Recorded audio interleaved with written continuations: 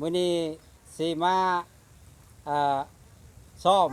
พอพญาเด้อมื้อนี้พอพญานี่มีแคนพร้อมเด้แต่ว่าบ่ยังบ่มีไม้เด้อทดลองเสียงเมื่อก่อนในพอพญาอันคุณลูกนางอ้วเอาตามคุณลูกนางอ้วเนาะอันถือว่าพอพญานี่จ้าเตือนเด้อนี่เป็นพอพญานี่จ้าเตือนแต่ว่านางเอกนี่ยังเด้อนางเอกนี่เอาขั้นตอนแต่ละขั้นตอนบัดนี้หมอแคนนี่มีแล้วนี่ท่านคิดถูกเด้อเอาวันนี้ยาวให้พอพญาอ่านลองๆมันก่อน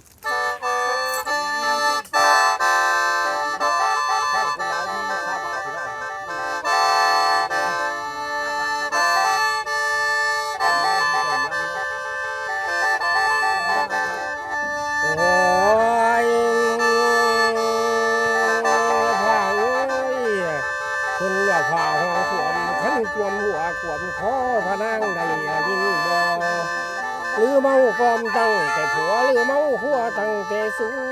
บ่พังพานสีพาลงตายเว้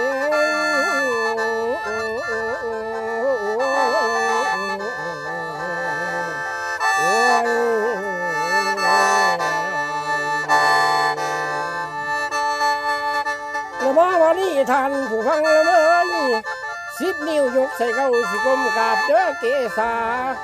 ขอสมาคารวะท่านผู้พังในคืนนี้เสียงบ่ดีอภัยให้เสียงบ่ใส่อภัยแน่ขอโทษเด้อพวกขอแม่ทั้งญาติพี่น้องอภัยให้ทุกคน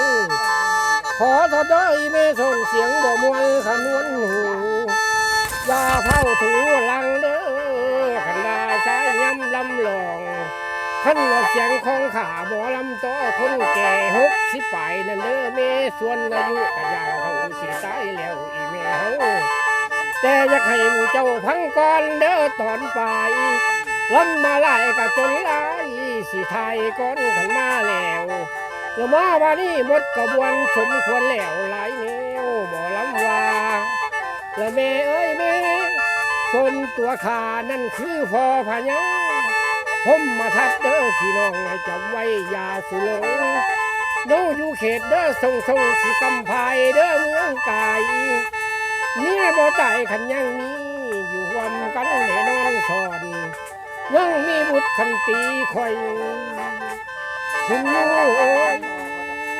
เจริญใน10 หัวไว้พวกพ่อแม่พ่อยังบ่มีผู้สอนสินอนเตียงกอมสอง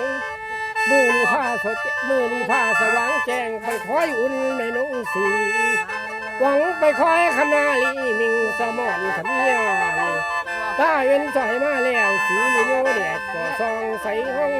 สีไปคล้องคันนาลาเอ้ยเมียข่อยแม่ละก้อนเด้อศรัทธาเอ้ย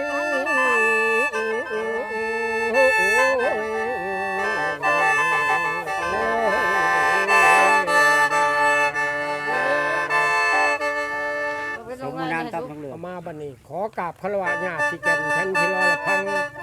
สมมุตินามตามตัวของผู้ขาเองให้น้ำแน่ว่าพญาพมทัตซึ่งเราอยู่ในเมืองกายนี่ก็เป็นเวลาซ่านานมีเมียอยู่คนหนึ่งชื่อว่าปฐมเทวีแล้วก็มีลูกอยู่คนหนึ่งชื่อว่าคุณลูมื้อนี้ตะวันก็สายขึ้นมาพอดียังบ่เห็นลูกเมียขึ้นมาจำเป็นกับสินั่งร้อยคอรอคอยอยู่นี่ซะก่อน